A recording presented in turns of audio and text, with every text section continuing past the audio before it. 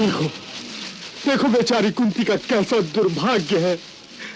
पांचों जवान बेटों के साथ आग में जलकर मर गई।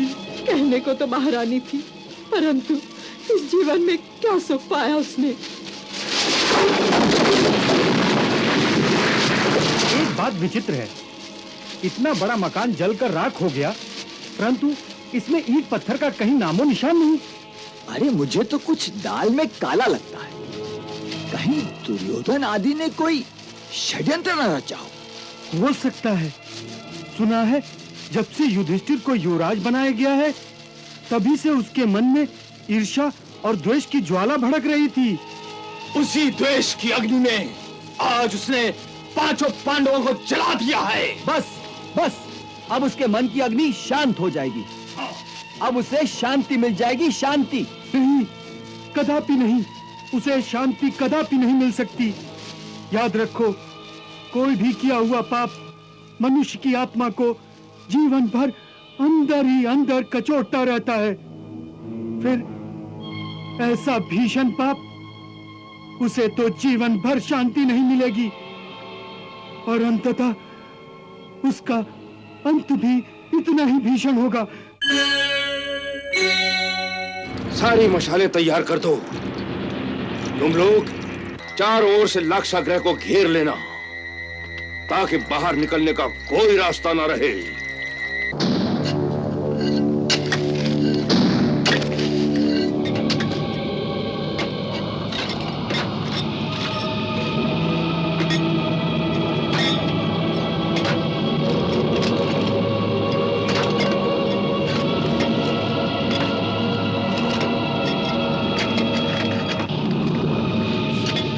ऐसा लगता है हम लाक्षागृह के नीचे तक आ गए हैं। सुनो, दूसरी ओर से वज्रदत्त भी सुरंग खोद रहे हैं।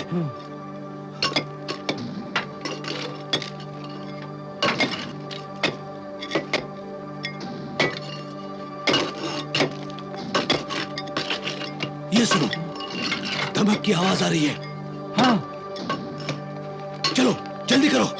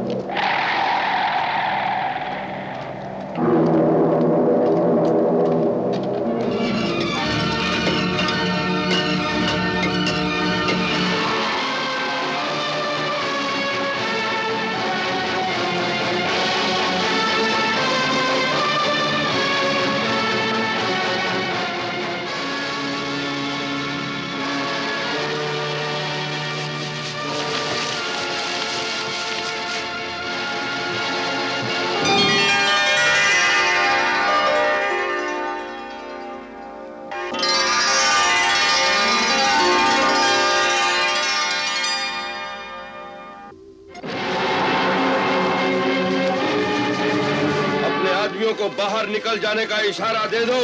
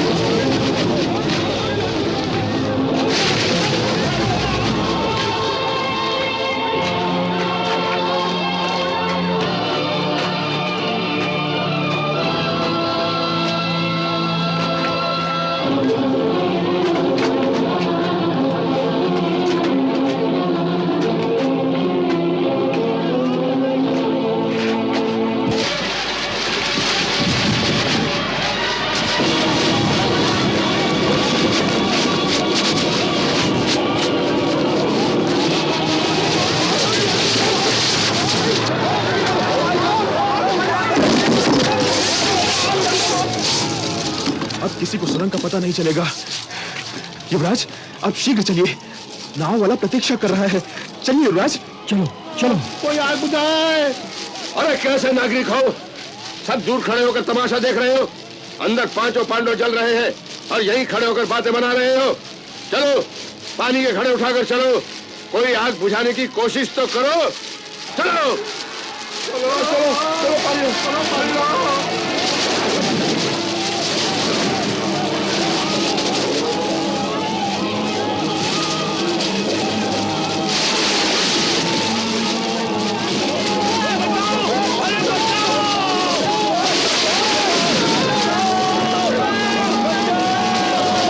बधाई हो सरदार, बधाई हो।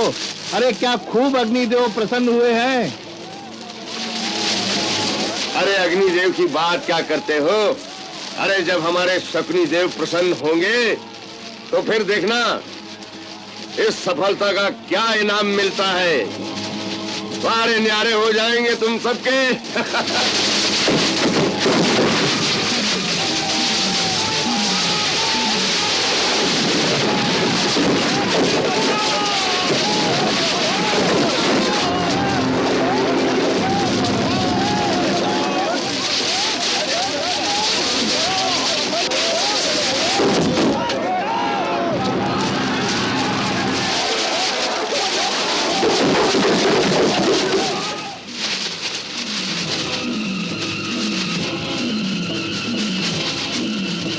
देखो देखो बेचारी कुंती का कैसा दुर्भाग्य है। पांचों जवान बेटों के साथ आग में जलकर मर गई। कहने को तो महारानी थी, परंतु इस जीवन में क्या सुख पाया उसने। एक बात विचित्र है, इतना बड़ा मकान जलकर राख हो गया, परंतु इसमें ईंट पत्थर का कहीं नामो निशान नहीं। अरे मुझे तो कुछ दाल में काला लगता है। कहीं दुर्योधन आदि ने कोई षड्यंत्र न रचा हो। हो सकता है। सुना है जब से युधिष्ठिर को युवराज बनाया गया है, तभी से उसके मन में ईर्ष्या और द्वेष की ज्वाला भड़क रही थी। उसी द्वेष की अग्नि में आज उसने पांचों पांडवों को जला दिया है। बस बस, अब उसके मन की अग्नि शांत हो जाएगी। अब उसे शांति मिल जाएगी, शांति। नहीं, कदापि नहीं, उसे शांति कदापि नहीं मिल सकती। याद रखो, कोई भी किया हुआ पाप मनुष्य की आत्मा को जीवन भर अंदर ही अंदर कचोटता रहता है। फिर ऐसा भीषण पाप, उसे तो जीवन भर शांति नहीं मिलेगी और अंततः उसका अंत भी इतना ही भीषण होगा।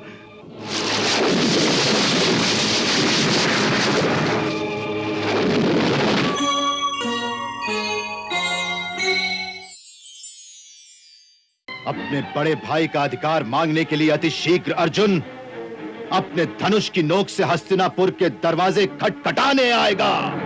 अर्जुन,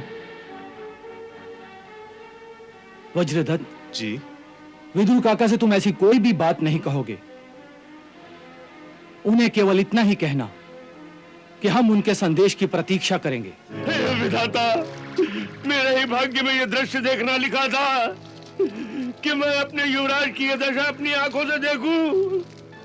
अब मैं महाराज को क्या मुंह दिखाऊंगा।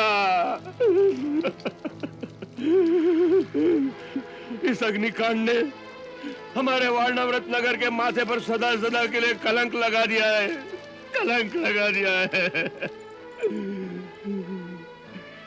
हे प्रभु, ये दृश्य देखने से पहले मैं मर क्यों नहीं गया।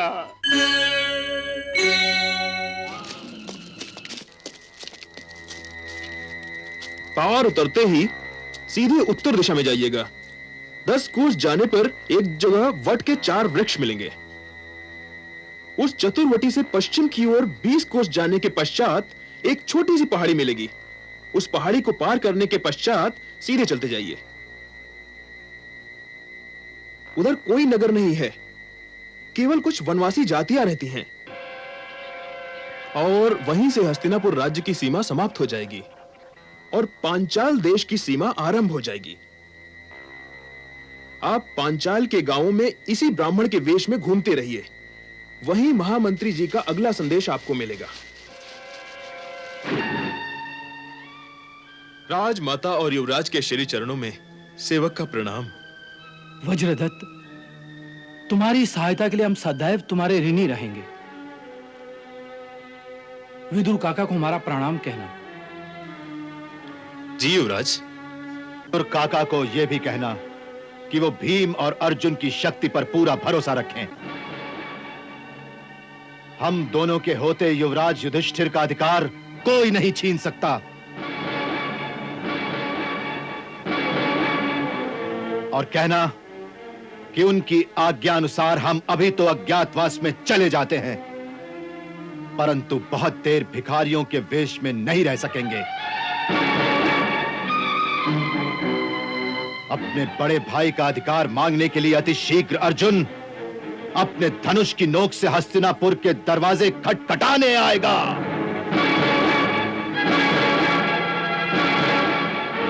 अर्जुन, वज्रदत्त जी। विदुर काका से तुम ऐसी कोई भी बात नहीं कहोगे। उन्हें केवल इतना ही कहना कि हम उनके संदेश की प्रतीक्षा करेंगे कि आगे हमें क्या करना चाहिए। तात भीष्म पितामह और विदुर काका जैसी आज्ञा देंगे वैसा करना हमारा धर्म होगा। जी युवराज। चलिए माताश्री, चलो अर्जुन।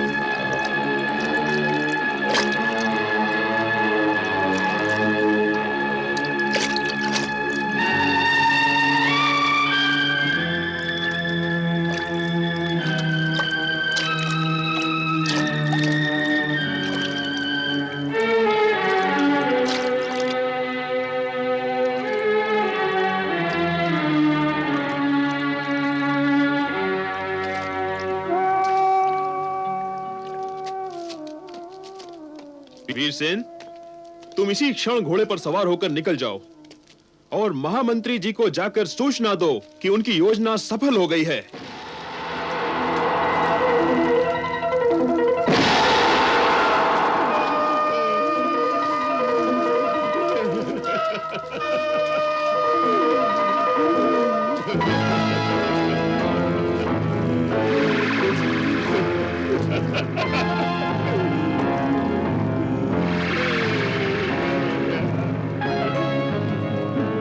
विधाता, मेरे ही भाग्य में यह दृश्य देखना लिखा था कि मैं अपने युवराज की यह दशा अपनी आंखों से देखूं। अब मैं महाराज को क्या मुंह दिखाऊंगा? इस अग्निकांड ने हमारे वारणावृत नगर के माथे पर सदा सदा के लिए कलंक लगा दिया है, कलंक लगा दिया है। हे प्रभु, ये दृश्य देखने से पहले मैं मर क्यों नहीं गया? मर क्यों नहीं गया? मुझे क्षमा कर देना महारानी कुंती, मैं आपके जीवन की रक्षा न कर सका।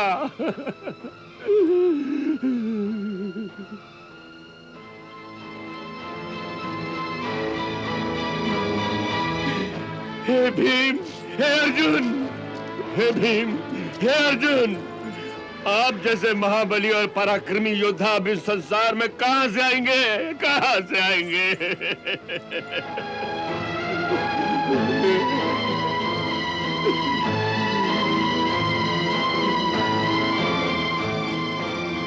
हे नकुल, हे सहदेव, हे नकुल, हे सहदेव, हाय ये क्या हो गया, हाय ये क्या हो गया?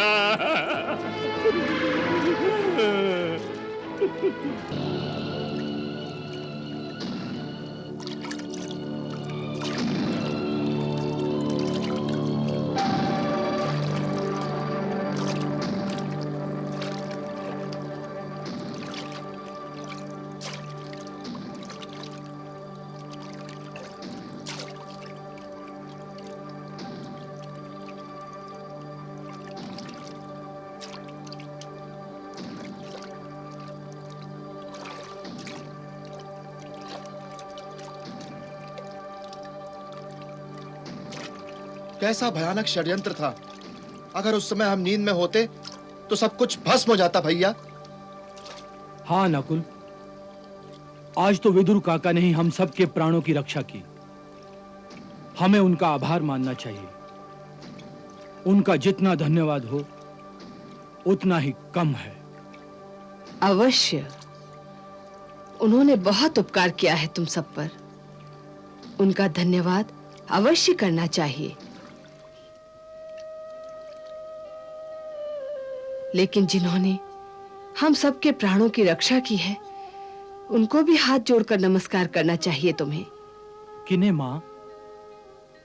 वो जो जीवन और मृत्यु दोनों का स्वामी है, उन भगवान श्री कृष्ण को।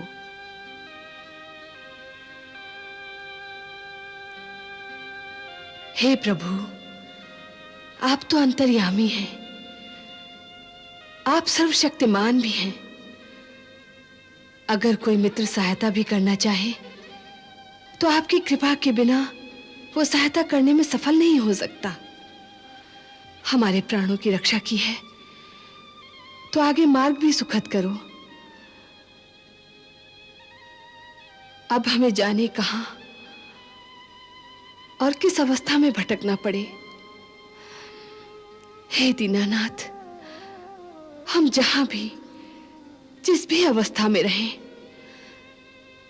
इस दुखियारी के बच्चों पर अपनी कृपा दृष्टि बनाए रखना।